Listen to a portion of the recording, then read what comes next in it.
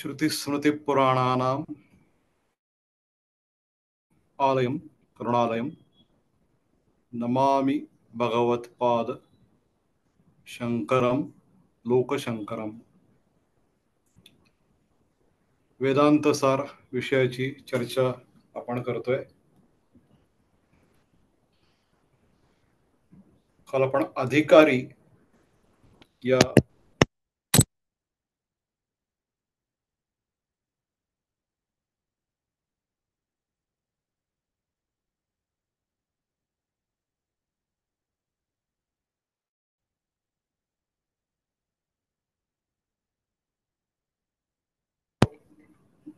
दोन नंबर आहे, त्याचं नाव आहे विषय. विषय म्हणजे या ग्रंथाचा विषय. तर काय बरं या ग्रंथाचा विषय? त्याचा विषय असा आहे, जीव ब्रह्मैक्यम. त्याचा विषय काय? जीव ब्रह्म हे एकच आहे. आता याच्यातनं स्पष्ट होतं की हा अद्वैताची चर्चा करणारा ग्रंथ आहे. त्याच्यात द्वैत नाहीये. शुद्ध चैतन्यम प्रमेयम. तर जीव आणि ब्रह्म हे एकच आहेत. आता जीव आणि ब्रह्म हे एकच आहेत.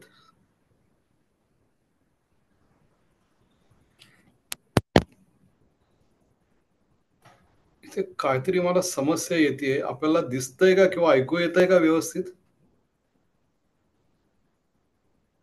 फक्त ऐकू येतंय. ऐकू व्यवस्थित येत आहे, पण तुमचा चेहरा नाही दिसत आहे. हा ठीक आहे, त्याने अडत नाही गे. काहीतरी समस्या आहेत का? सगळ्या दुरुस्त्या करून सुद्धा काहीतरी समस्या येते. हे जरा विचित्र आहे. तर जीव ब्रह्मैक्यम हा आपला या उद्देश आहे किंवा विषय आहे. आणि त्यातलं शुद्ध चैतन्यम प्रमेयम, ते जे शुद्ध असं चैतन्य आहे ते प्रमेय. प्रमेय म्हणजे जे जाणून घ्यायचंय त्याला म्हणतात प्रमेय. ज्यांनी जाणून घ्यायचंय त्याला प्रमाण म्हणतात. आणि हे का बरं असं सांगितलंय? तर तेच आहे की वेदांताचं तात्पर्य तेच आहे, अशी भूमिका ग्रंथकाराची आहे. आमच्या मते वेदांताचं तात्पर्य काय? तर जीव ब्रह्म एकच आहे आणि तेच तुम्हाला समजून घ्यायचं आहे. याला म्हणतात विषय. जे त्यांनी त्यांची भूमिका सांगितली आणि त्यामागचा स्वतःचा तर्क सांगितला. आता संबंध काय? संबंध म्हणजे तुम्ही जे सांगताय, म्हणजे ग्रंथाचा विषय सांगितला, तर त्याचा संबंध काय हे याची विवरण चालू आहे.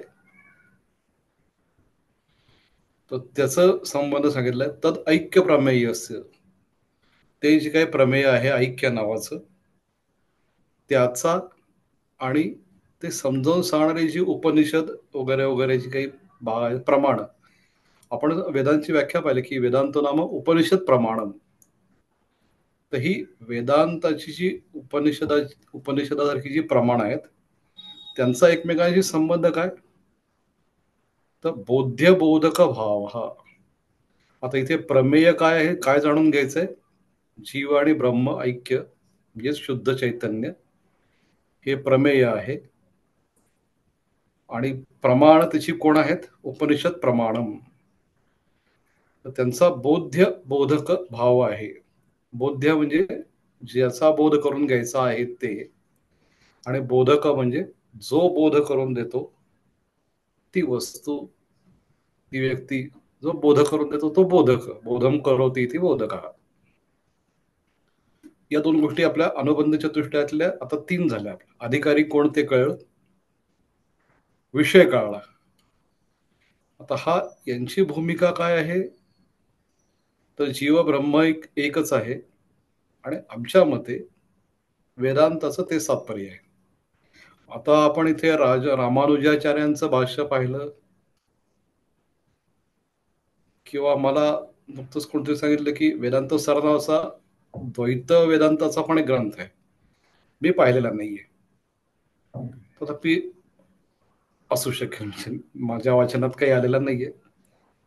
तर नाव हेच आहे, पण त्याच्यामध्ये प्रतिपादन केले ते द्वैत वेदांताचं, शुद्धाद्वैत, असं मला कळलंय. म्हणजे मला काही न पाळल्यामुळे मी काही त्याच्यावरती अभिप्राय देणं काही बरोबर नाही. इथे उपनिषद जी आहेत सगळी, आता परत उपनिषदांची संख्या आणि याच्यात नको आपण जायला, तर त्यांचं आणि या शुद्ध चैतन्याचा बोध्य बोधक भाव आहे. जे जे समजून घ्यायचे शुद्ध चैतन्य ते, आणि समजून देणारी उपनिषद, असा त्यांचा संबंध आहे एकमेकांशी. आता त्यातला चौथा जो भाग आहे प्रयोजन. आता हे सगळं जे खटाटोप करतोय ते का करतोय, कोण ग्रंथकार का करतोय? एक लक्षात घ्या, जुनी आपण कुठलेही ग्रंथ पाहिले ना, त्याच्यामध्ये अनुबंध चतुष्टय सांगितलेलं असतं.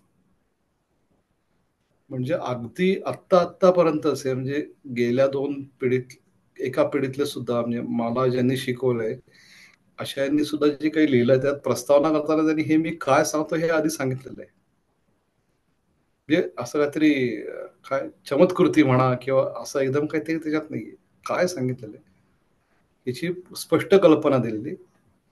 तर तसंच इथे आता हे प्रयोजन हे मी का सांगतोय, तर ते प्रयोजन 2 प्रकारांनी सांगितलंय की त्यात ऐक्य प्रमेयगत अज्ञान निवृत्ती.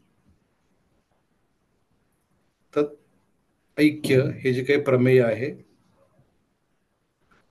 तद्गत, त्याच्याशी संबंधित असलेलं जे अज्ञान आहे त्याची निवृत्ती. निवृत्ती म्हणजे त्याच्यापासून दूर जाणं. साध्या भाषेत आपल्याला अज्ञान माझं दूर होणे. आता प्रश्न असा येतो की अहो मला माहिती की जीव आणि ब्रह्म एक आहे. तर वेदांती असं म्हणतात की तुला जे माहिती आहे त्याच्यापेक्षा आणखीन काहीतरी वेगळी त्याची पातळी आहे, स्तर आहे. आता हा आकलनाचा भाग आहे. म्हणजे मी असं नेहमी सांगतो की माझी शाळा नावाचा निबंध मी 3रीत लिहिला, 7वीत लिहिला, 10वीत लिहिला, आता 60वा चालू आहे. आत्ता सांगितलं, आत्ता लिहिल.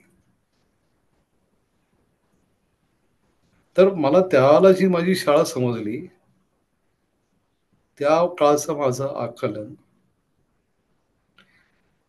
5वीतलं आकलन, 7वीतलं आकलन, कदाचित महाविद्यालयात शिकत असतानाच माझं माझ्या शाळेबद्दलचं आकलन, आणि आता 60व्या वर्षीचं माझं आकलन, हे सगळं एकच आहे का? हे एक नाहीये. काय फरक पडलाय? शाळा बदललेली नाहीये. हे त्यावेळेला पण मला कोणी म्हणलं असतं की तुला शाळा कळली का रे? हो कळली ना, मला कळली ना शाळा. 3रीत कोणी विचारलं असतं, हो मला कळली की शाळा म्हणजे काय मला माहिती आहे. 5वीत हो मला माहिती होतं, 7वीत माहिती होतं, कॉलेजला असताना मला माहिती होतं माझी शाळा काय आहे ती. आताही मला माहिती आहे माझी शाळा काय आहे ती. फरक तपशिलात पडत गेलेला नाहीये, माझ्या आकलनात फरक पडत गेलाय. तर तसं मला माहिती आहे की जीव आणि ब्रह्म एकच आहे ते. पण तुम्ही वेदांत शिकल्यानंतर तुमच्या आकलनात फरक पडणार आहे, हे सांगण्यासाठी ते सांगतात. काय? तर ऐक्य प्रमेयगत अज्ञान निवृत्ती हा एक भाग, निम्मा भाग, आणि स्वस्वरूप आनंद प्राप्त होतो. स्वस्वरूप आनंद, स्वस्वरूप आनंद अवाप्तिश, हे अशी 2 प्रयोजनं सांगितलेली आहेत. हे तुम्हाला काय कळतं याच्यातनं? एक प्रमेयनं जे काय आहे ते प्रमेयाचं ज्ञान होतं, अज्ञान निवृत्त होतं, आणि स्वस्वरूपाचा आनंद मिळतो. आणि हे स्पष्ट करण्यासाठी त्यांनी उपनिषदाचा प्रमाणभूत अशी श्रुती सांगितली आहे. कुठली? तर छांदोग्य उपनिषदातली तरती शोकम आत्मवित. तरती शोकम आत्मवित. ज्याला शोक ज्याला आत्म कळतं, आत्मतत्व, तो तरती शोकम, शोकाच्या पलीकडे जातो. किंवा ब्रह्मविद ब्रह्मैव भवती, ज्याला ब्रह्म कळतं तो ब्रह्मच होऊन जातो. आता इथे परत लक्षात घ्या, उपनिषद प्रमाण. त्याच्यामुळे हे जे काही स्टेटमेंट करतील आपल्या आजच्या भाषेत, त्याला ते लगेच उपनिषदाचं एक सूत्र प्रमाण म्हणून सांगतात. तर हा त्यातला एक पहिला भाग झाला. पुढचा भाग आहे की हा जो अधिकारी आहे, आता इथे हे 4 प्रमेय 4 अनुबंध सांगून संपले. याला म्हणतात सामान्य वर्णन केलं. आता त्या अधिकाऱ्याचं विशेष वर्णन करतात.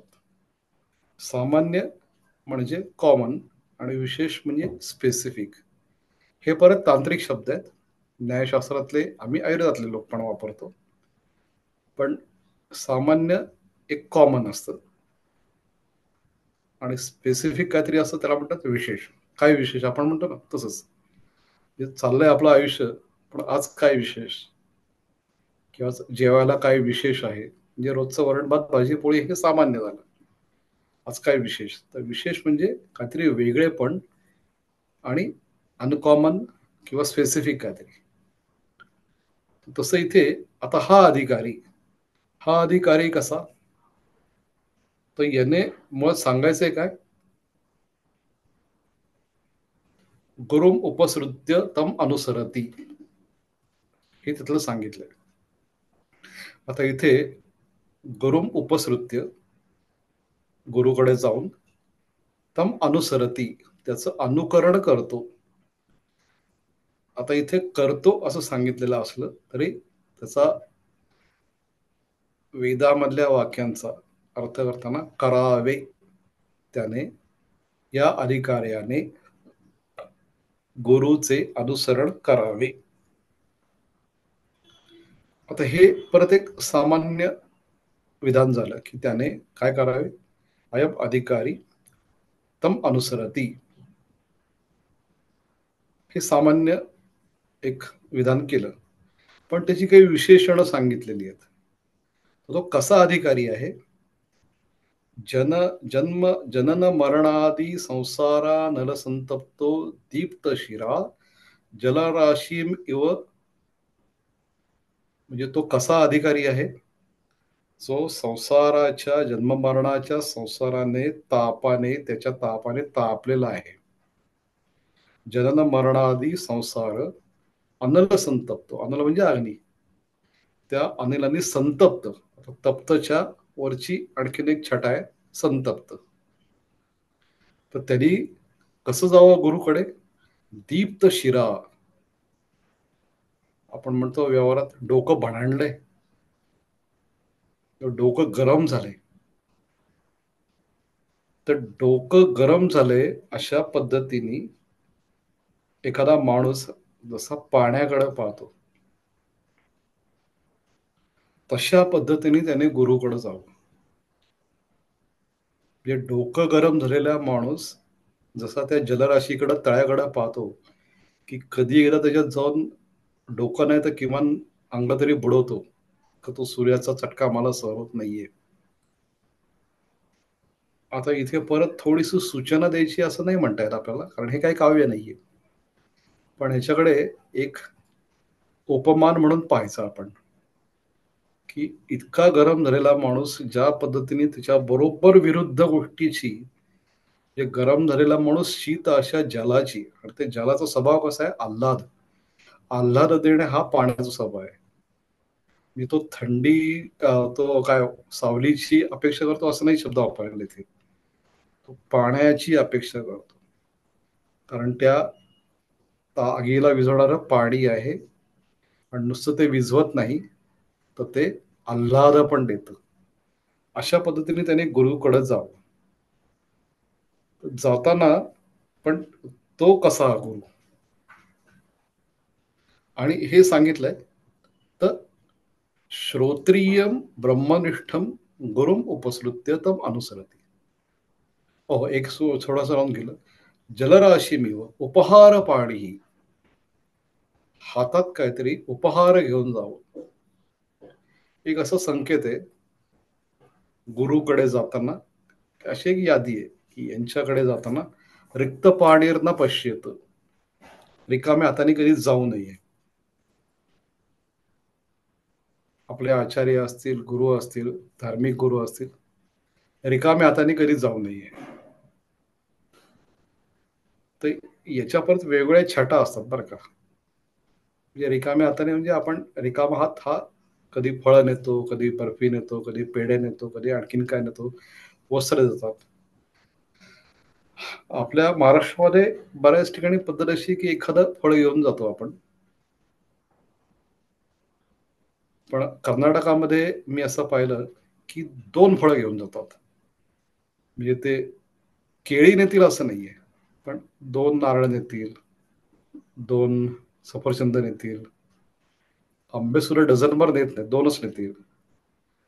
ही तिथली रूढी आहे. ते त्याला काही असं म्हणजे नियम आहे असं नाही म्हणतात, रूढी आहे ती. तर रिक्त पाणीर न पश्येत, रिकाम्या हाताने त्यांनी पाहू नये, अशी भूमिका आहे. तर त्यामुळे त्यांनी हातामध्ये तो उपहार घेऊन, आता याच्या परत त्या उपहारामध्ये आपण गुरुला फी देतोय असं न समजता, मी समर्पित होतोय याचा एक आपला अभिव्यक्ती करण्यासाठी, आपली अभिव्यक्ती करण्यासाठी ते समर्पण करायचंय. जे शाळेमध्ये किंवा महाविद्यालयामध्ये, हा त्याच्यात गमतीदार भाग म्हणजे डॉक्टरांचं सुद्धा नाव आहे बरं का. त्या वैद्यांना सुद्धा रिक्त पाणीर न पश्येत, म्हणजे त्याला फी द्यावी एवढंच आहे मुद्दा. दरवेळेला त्याला काहीतरी घ्या, तर भेट घेऊन जावी असं नाही. पण होतं असं, आपल्यामध्ये अनेक मोठे डॉक्टर्स आहेत, त्यांना अनुभव आहे की रुग्ण जेव्हा येतात तेव्हा इतके श्रद्धेने येतात की ते त्यांनी बाहेर रिसेप्शनिस्टकडे फी दिलेली असते किंवा देणार असतात. तथापि आणखीन त्याच्याशिवाय काहीतरी त्यांना आपल्याला द्यायचं असतं. तो सद्भावनेचा भाग आहे. तर मुद्दा काय, रिक्त पाणीर न पश्येत, यांचा चेहरा बघू नये म्हणजे भेटू नये त्यांना. तर त्याने भेटावं कसं, तर जलराशी मिव, जलराशीमध्ये जसा तो पाहतो त्याच्याकडे, तसं गुरुम अनुसरती, अनुसरण करावं. इथं जरी शब्द असला अनुसरती, तरी त्याचा अर्थ असा आहे की अनुसरण करावं. आणि लगेच सांगितल्यानंतर त्यांनी काय केलं का, एक लगेच श्रुती पुराण हे सांगितली की तद विज्ञानार्थम स गुरुमेव अभिगच्छेत समित पाणी गुरुमेव अभिगच्छेत श्रोत्रियम ब्रह्मनिष्ठम इत्यादी श्रुते, हे अशा श्रुतीच आहेत. म्हणजे आपल्याला एक लक्षात आलं असेल की ग्रंथाची रचना आता सुद्धा जेव्हा आपण पीएचडीचे किंवा एमडीचे किंवा आणखीन जी काही कुठली आपली मास्टर्स डिग्री असेल, त्याच्यासाठी काही डेझर्टेशन म्हणा, थिसिस म्हणा द्यावा लागतो. तर त्याच्यामध्ये आपण जेव्हा एखादं स्टेटमेंट करतो तेव्हा तिथे त्याचं आपल्याला सांगायला लागतं. तिला फुटनोट तरी आपण करतो किंवा कंसातच लिहितो की हा संदर्भ अमुक अमुक. तर तसं इथे म्हणलेलं आहे की उक्तंच म्हणलंच आहे, यांनी श्रुतीमध्ये सांगितलेलंच आहे. फुटनोट न देता यांनी सरळ म्हणून टाकलंय. बाकी मांडणीचा भाग तोच. तर हा गुरु काय करतो, परमकृपया उपदिशती. आपण त्याचा म्हणजे इथे समोर आहे आपल्या, तथापि आपण त्याचा आधी कर्ता, क्रियापद आणि मग बाकी सगळ्या गोष्टी वाचू.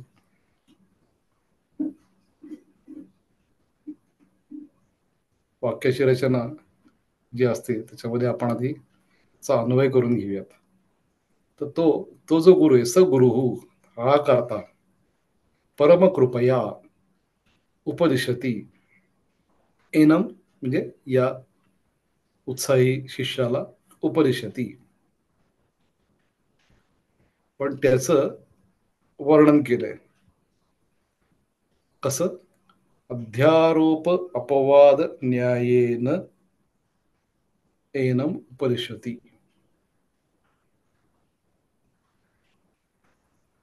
तो अध्यारोप अपवाद न्यायाने.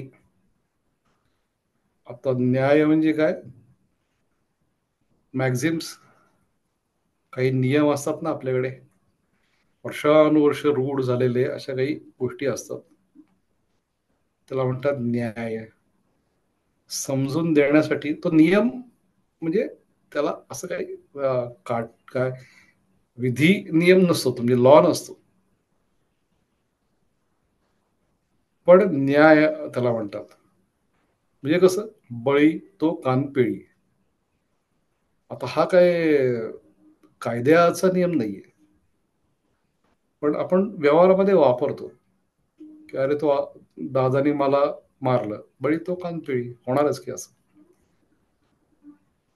किंवा त्या ताईनी जरा जास्तीच मला दमदाटी केली अभ्यास करत नाही म्हणून, तर ते होणारच की बळी तो कानपिळी.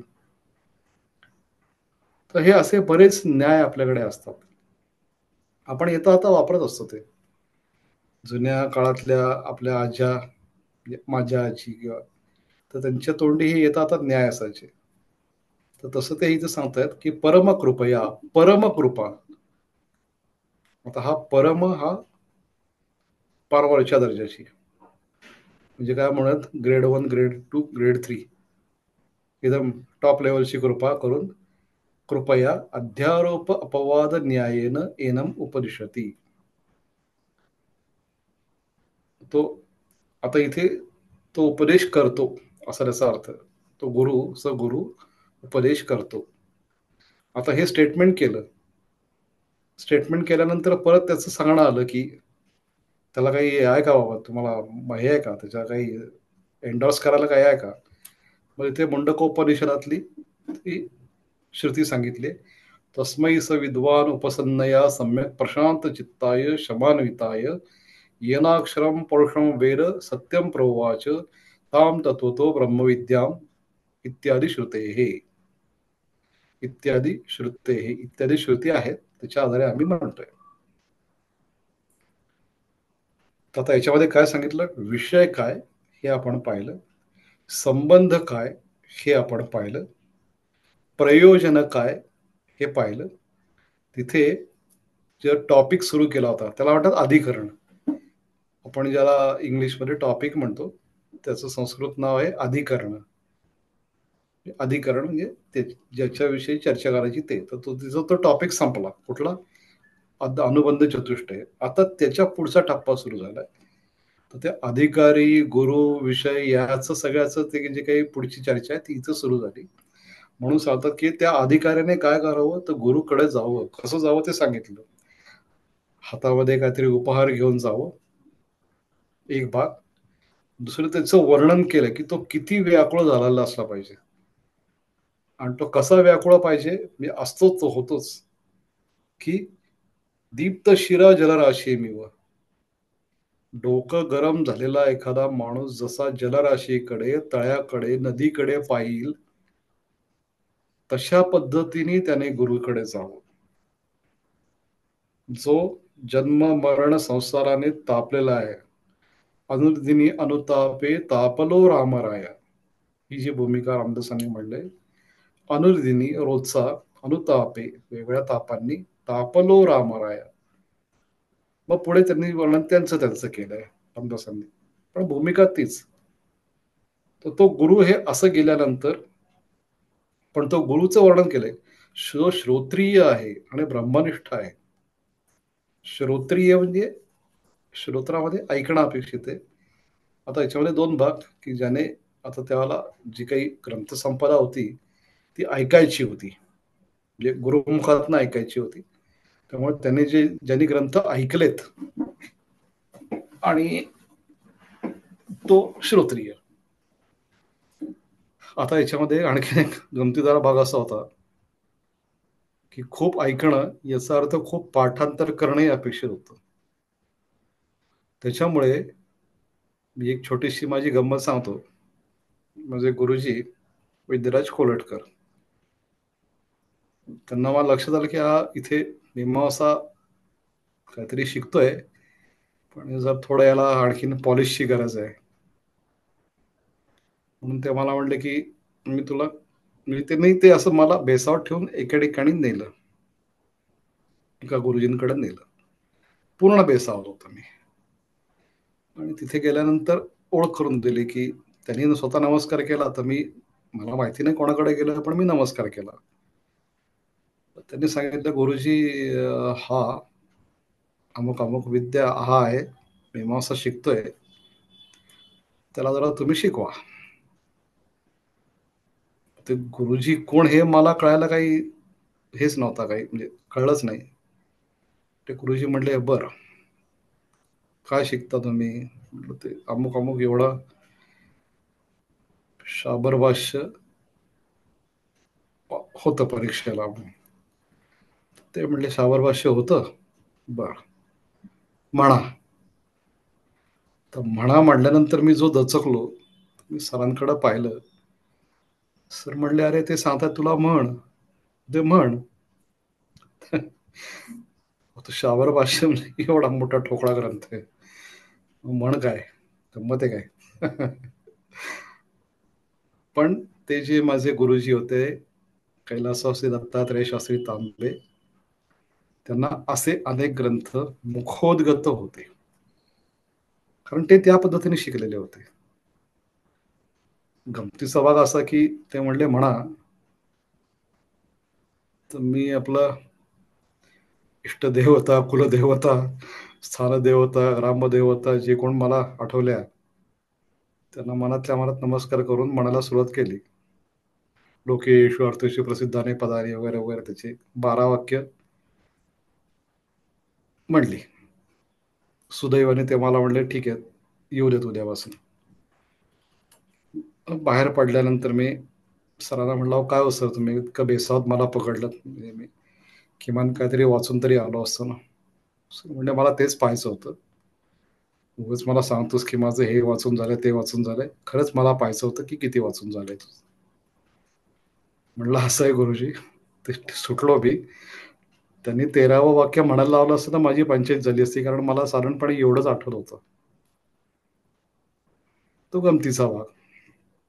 तथापि मुद्दा काय, तर ते म्हणा, म्हणजे श्रोत्रिय जसा पाहिजे तसं विद्यार्थ्याला सुद्धा ते कदाचित म्हणायला सांगत असत. गाण्याच्या बाबतीत सुद्धा तेच आहे की भीमसेन जोशी किंवा कुमार गंधर्व यांनी लिहून नाही घेतलेलं काही कधी, किंवा रेकॉर्ड करून घेतलेलं नाहीये. ते गुरुमुखातनं ऐकून घटवून घटवून घटवून घटवून त्यांनी ते कंठस्थ केलेलं आहे. तर तो श्रोत्रिय असा गुरु असावा, अर्थातच त्याला ते सगळं कंठस्थ असावं हा भाग आला.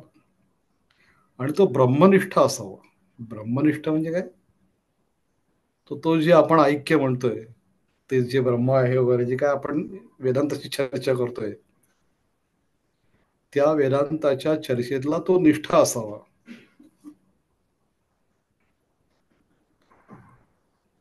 म्हणजे तो थोडक्यात काय, आपण जसे मी वेदांती आहे का, मी नाहीये, पण मी हे पुस्तक शिकवण्यापुरताच माझा थोडासा नम्र त्याच्यामधला एक काय म्हणून अधिकार माझा मी वापरतोय, असं म्हणूयात. तसं तो जो वेदांत तुम्हाला पूर्ण मोठा शिकायचा असेल, तुम्हाला श्रोत्रिय आणि ब्रह्मनिष्ठ गुरुकडे जायचंय. कळलं आपल्याला. आता पुढचा भाग काय, इथे असं सांगितलंय की तो गुरु सांगतो, अध्यारोप अपवाद न्यायेन एनम उपनिषती. आता हे शब्द आपल्याला माहिती नाहीयेत, अध्यारोप म्हणजे काय. मग त्याचं वर्णन आता करतात. म्हणजे आता इथे त्या अधिकरणाचं एक आणखीन सब टॉपिक सुरू झाला. म्हणजे पीएडीच्या थिसिसमध्ये किंवा तुम्ही पाहिलं असेल, काय चॅप्टर 1, चॅप्टर 1च्या नंतर चॅप्टर 1.1, चॅप्टर 1.1.1 असं असतं त्याच्यामध्ये. तसं हा हा चॅप्टर काहीतरी आहे अधिकरण, की त्या गुरुकडे जावं आणि तो शिकवेल. शिकवेल ही जी चर्चा चालू आहे. तर शिकवण्यामध्ये तो कसा शिकवेल हे सांगितल्यामुळे आता इथे हा चॅप्टर X.1 आला. काय? इथे तो शब्द वापरलाय आम्ही, अध्यारोप न्यायानं एनम उपदिशती. तर त्याच्याबद्दल जरा सांगतो. तर ते सांगतायत कसं ते.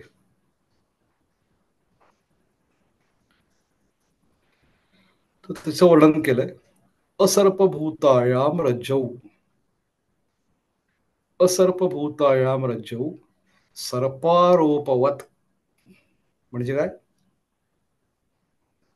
असर्पभूतायाम, असर्प असलेली म्हणजे साप नसलेली जी दोरी, रज्जू, दोरी, ती दोरी जशी आपल्याला लांबून सापच वाटते, आपण त्याच्यावरती सर्पाचा आरोप करतो. आता मराठीतला रूढ शब्द आरोप वेगळा आहे. संस्कृत आरोप म्हणजे त्याच्यावरती आपण लादतो काहीतरी, अशी भूमिका आहे. आपण इथे आरोप म्हणजे गुन्हा दाखल करतो अशा अर्थाने मराठीत शब्द वापरतो, ती गडबड नाही करायची. असर्पभूतायाम रज्जौ, जी रज्जू म्हणजे जी दोरी सर्पभूत नाहीच आहे, तेलावरती जसं आपण सर्पाचा आरोप करतो, तसं वस्तूनी अवस्त्वारोप, वस्तूवरती अवस्तूचा आरोप करणं म्हणजे अध्यारोप. वस्तूवरती अवस्तूचा आरोप करणं म्हणजे अध्यारोप. आता ही एक वेदांतातली संकल्पना आहे. याला म्हणतात त्यांचे त्यांचे पारिभाषिक शब्द. आयुर्वेदामध्ये याला म्हणणे स्वसंज्ञा, म्हणजे स्वतःच्या संज्ञा. स्लँग वेगळी, स्वसंज्ञा ही शास्त्राची असते. म्हणजे स्लँग म्हणजे कशी असते? एक नंबर झालाय बाबा,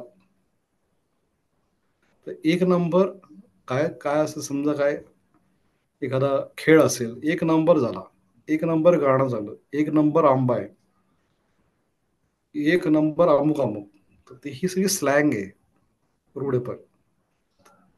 ती भूमिका नाही आहे इथे. त्या शास्त्राच्या स्वतःच्या संज्ञा ज्या असतात त्या त्यांच्या त्यांच्या स्वतःच्या असतात. शब्द सारखे असू शकतात, तथापि त्या शास्त्राच्या ज्या संज्ञा असतात त्याला म्हणतात स्वसंज्ञा. आयुर्वेदाच्या अशा अनेक संज्ञा आहेत, प्रत्येक शास्त्राच्या असतात. तर त्या समजून घ्यायच्या. तर ती जी काय अध्यारोप नावाची संज्ञा आहे ही वेदांताची आहे. आणि त्याचं लक्षण केलंय. असर्पभूतायाम रज्जौ सर्पारोपवत वस्तुनी अवस्त्वारोप, वस्तूवरती अवस्तूचा आरोप म्हणजे अध्यारोप.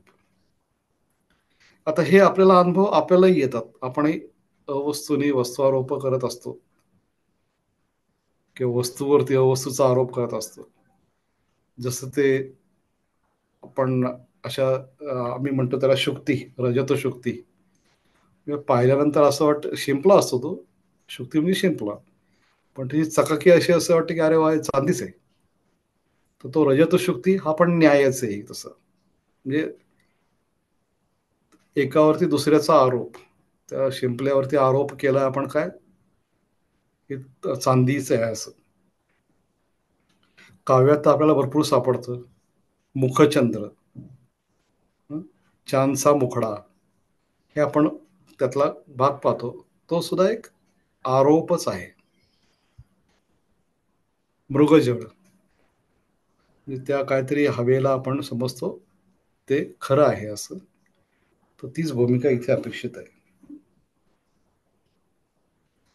आता याच्यातला हा भाग आपण समजून येतो की एक स्वसंज्ञा आपण समजून घेतली आज.